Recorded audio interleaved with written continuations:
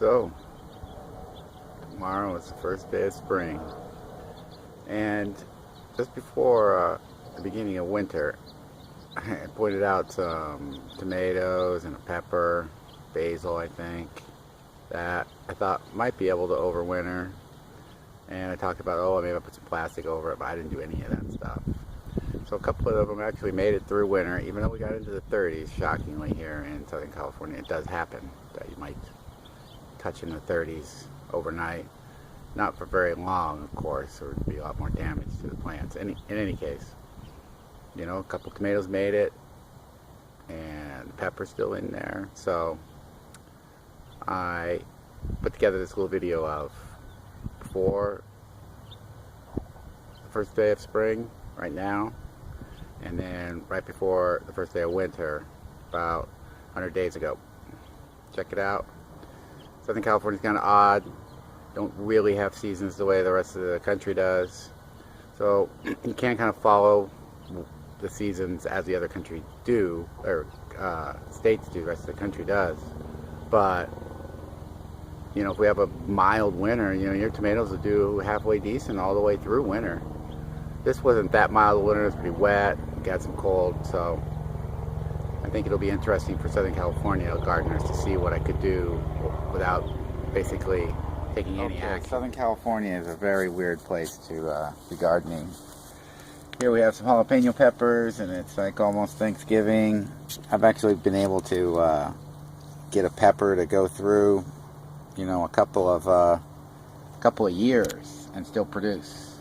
That was a bell pepper, but peppers, and here's a tomato here still, right? Put a little cage around him. If it gets a little bit cold, I might cover him up, but some cooler temperatures, you plant some lettuce, some beans, but also in Southern California especially, you can get away with, you know, actually at least keeping the fruit on the pepper, overwintering it, and then when spring comes around, it takes off pretty quickly when it gets warm, like in February. I mean, there's even a nasturtium growing here, right? But also, you can see that the daffodils are already like taking off in, you know, in Southern California. So, you know, plants kind of get confused about what season we're in. He's got to be kind of. This has been growing outside here in Southern California all winter, and it's actually seen some 30 in the 30s, 37, 38, a couple of overnights, but it has survived, shockingly, despite the cold and rain we've been getting. A tomato, and then this tomato, which is even older, actually has been setting some fruit in the last few days we got, or ripening fruit in the last few days when we got some warm temperatures. Southern California, it's quite a place. My cat Bernie loves it because it's warm, and hey, you can overwinter even tomatoes here. But this stick right here is one of those basil, and it didn't quite overwinter too well. A lot more sensitive to cold temperatures. But yeah, I really get it. You know, other parts of the country are a little bit jealous because I didn't do anything with this tomato except to leave it out here. I didn't even ever cover it, and it has actually survived. And it's not even the first day of spring yet, and we got some flowers.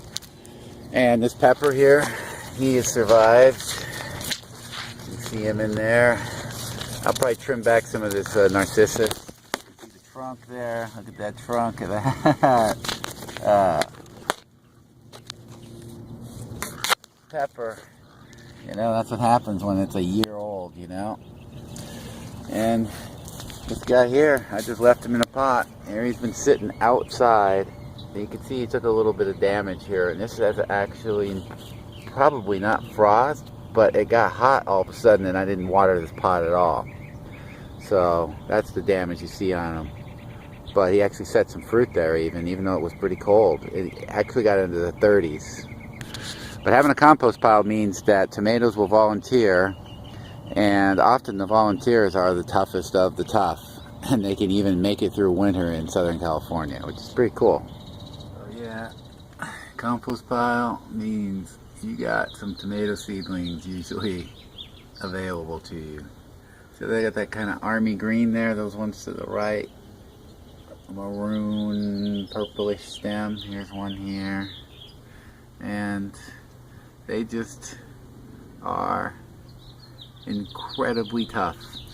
There's a nuclear war planting tomatoes to make our stews, because I cannot believe how tough tomato seeds are. Throw a tomato into your compost pile and every spring you will get some babies. So yeah, they are just everywhere.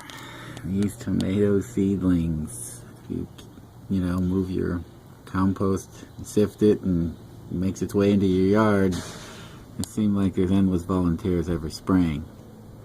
It's almost spring tomorrow, and this guy's probably at least a month old, I'd say. Springtime in Southern California. Look at the problems I have. So many flowers are squeezing each other out here. Those Dutch iris being attacked by these sweet peas that got in here, and they got a cosmos in here. Here's one that I call champagne blush. It kind of showed up here. But there's my tomato, just making it over winter here. It's almost spring. This guy just sat out here. I never covered him up. He's made it, sets fruit. And there's one right here. There's another one. So with all this biodensity, as it were, I think it might stay a little bit warmer back in there. But it's been in the 30s this winter for sure. And yet, here these tomatoes made it. But here is a basil. And they are not at all happy. But gotta volunteer in the pot. So that's kind of cool that at least one, looks like maybe, nope, only one. I got one basil seed that sprouted before this guy died. So clean this guy out and keep that one in there, I guess, for spring. Basil does not overwinter though very well, even in an area like Southern California where it doesn't get cold.